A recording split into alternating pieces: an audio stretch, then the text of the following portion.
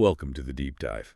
We are opening the guide on one of the most highly anticipated annual festivals, Navratri. It's a time observed with intense devotion, yeah, but what really caught our eye in this source material is how it kind of transforms into this precise blueprint for a 9-day reset, focused squarely on holistic wellness. That's absolutely right. And while the spiritual side is timeless, for you, the listener, maybe planning your schedule, the 2025 dates run from Monday, September 22nd through Tuesday, September 30th.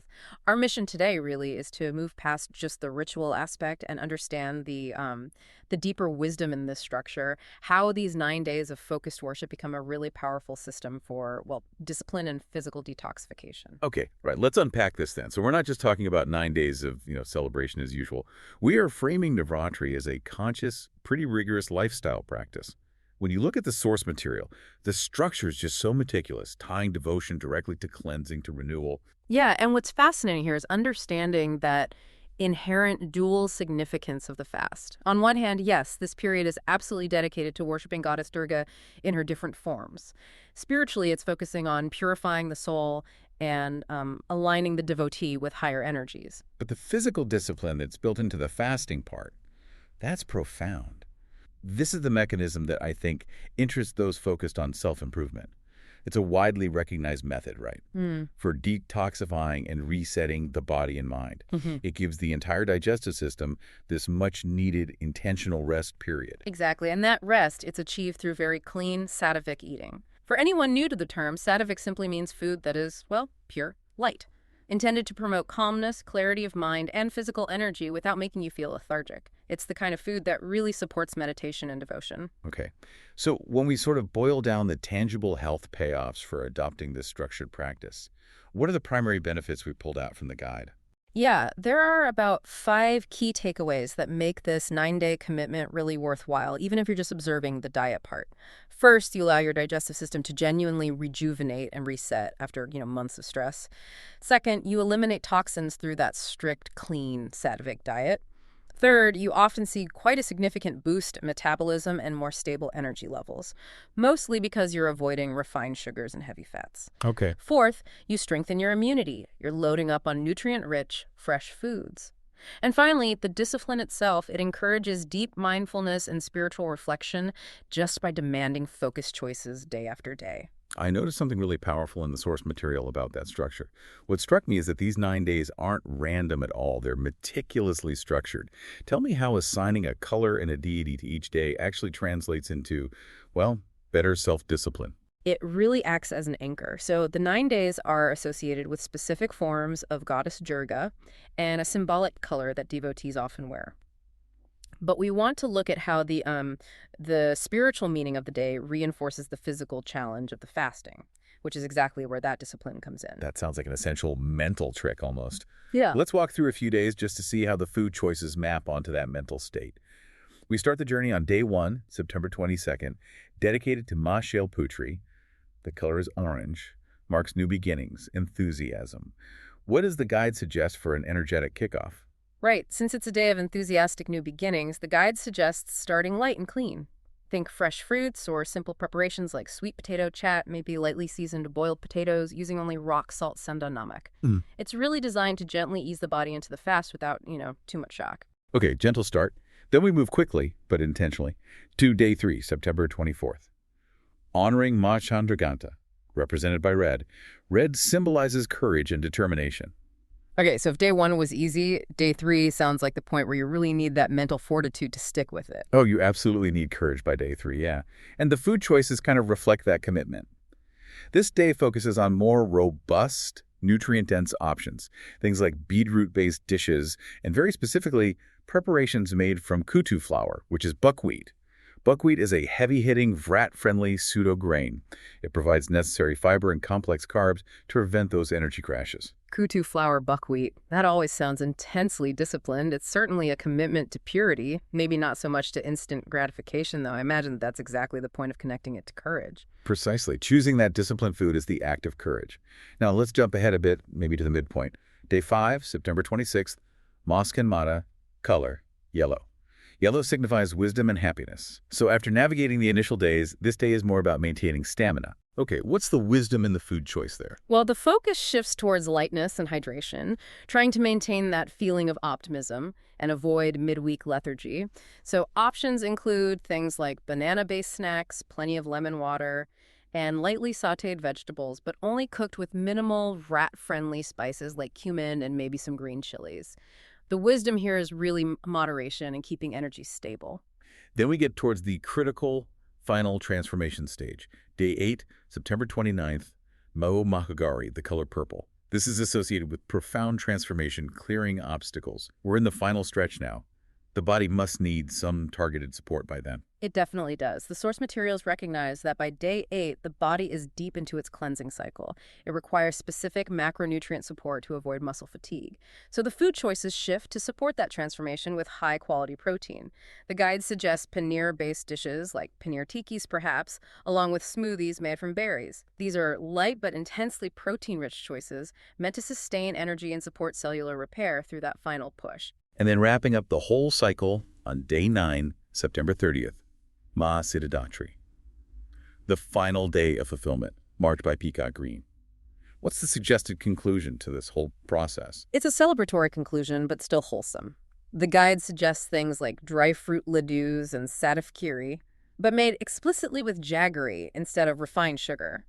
That detail, swapping refined sugar for a natural sweetener like jaggery, is pretty central to maintaining the detox benefits right until the very end. Okay, that brings us squarely to the practical wellness side, section 3. And this is where, let's be honest, people often break their commitment. We have to address the food trap warning. Fasting can ironically lead people to consume way too many oily, deep-fried snacks or overly sweet desserts, which entirely cancels out the health benefits we were just talking about. Absolutely. It's a common pitfall. If the goal is detoxification, we need to talk about prioritization. The source material is very clear about the healthy energy sources. These are the complex carbohydrates that give you that sustained release. Sabudana, sweet potatoes, and those flours we mentioned, buckwheat kutu, water chestnut flour, singharika atta, and amaranth rajani. All right, water chestnut and amaranth. They're often overlooked sources of gluten-free complex carbs. They require a bit of planning, though. But realistically, if I'm tired on day 6, isn't a deep-fried potato chet exactly what I crave? How do we build that willpower into the plan? Well, it's partly about shifting the reward system in your mind. Fasting is meant to feel restorative, not like a punishment. The willpower comes from understanding the, let's say, the physiological cost of that quick fix. That oily snack causes immediate spikes and crashes in blood sugar, which can make the rest of the day feel miserable. And that kind of defeats the spiritual goal of achieving mental clarity, doesn't it? Right, so instead we focus on the high-quality protein to keep us feeling satiated and energized. Exactly. That's where things like paneer, yogurt, nuts, and seeds really step in. They are essential for maintaining strength and preventing muscle loss, especially during caloric restriction. And perhaps the most critical component, often overlooked during this whole 9-day structure, is proper hydration. The focus really needs to be on drinking plenty of water, coconut water, buttermilk, maybe some lemon water throughout the day. Helps flush toxins efficiently. Okay, let's try and synthesize that into a clear list of actionable do's and don'ts for self-discipline, which, as we've kind of established, is the heart of this entire journey, really. Right. The do's are mainly about intelligent management. Eat small, frequent meals, think maybe 5 small ones instead of 2 huge ones. Keeps blood sugar stable, avoids weakness. Include those high-density foods, fruits, nuts, dairy products, and critically engage in light physical activity. We're talking gentle yoga, stretching, maybe just a short walk, nothing intense. And the don'ts are basically about avoiding anything that undoes the intentional rest the body is getting. Precisely. So don't consume oily, fried, and processed fast foods, no matter how tempting those street stalls might look. Also, try not to skip meals entirely. That just tanks your energy levels and makes you vulnerable to binge eating later. Limit refined sugar consumption completely, if possible, and avoid overexertion or intense activity like heavy weightlifting. The body is in a state of rest and renewal. You need to respect that process. This brings us neatly back to the connection between the physical fast and the mental detox. Navratri is about holistic wellness. It's not just about what you eat, but also what you think, what you cultivate mentally. That's the final crucial step, yeah. Alongside the dietary discipline, the source recommends specific practices to calm the mind. Dedicate at least 10-15 minutes daily to meditation. It helps reduce stress and cultivate inner peace. And coupled with that, incorporate light yoga and pranayama, Those specific breathing exercises, they're shown to quickly improve circulation and mental focus, often used to manage hunger pangs too, right? Exactly.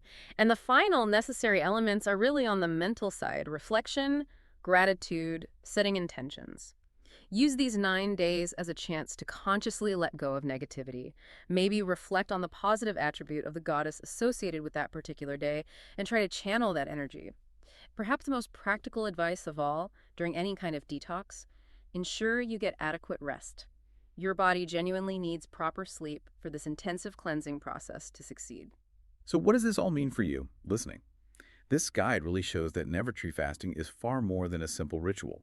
It's a highly structured, holistic journey that nurtures body, mind, and spirit through mindful practice.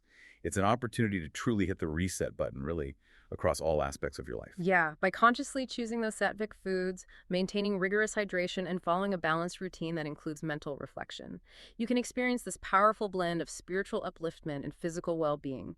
It transforms from just a religious observance into a powerful journey of renewal and growth, tied to this defined, beautiful progression of colors and intentions each day.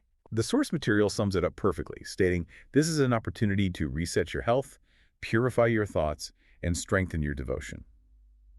We want to leave you with just one final thought based on this really highly structured approach to discipline. The structure itself, that's the secret weapon here. Even if you feel you can't commit to the full 9 days of fasting, consider how integrating just one element of this discipline, the principle behind it, could transform even a non-fasting period in your life. Yeah, think about the power of linking a daily habit like that conscious choice to swap refined sugar with jaggery, maybe? Right. Or just dedicating those 15 minutes to daily reflection, linking that action to a defined positive attribute.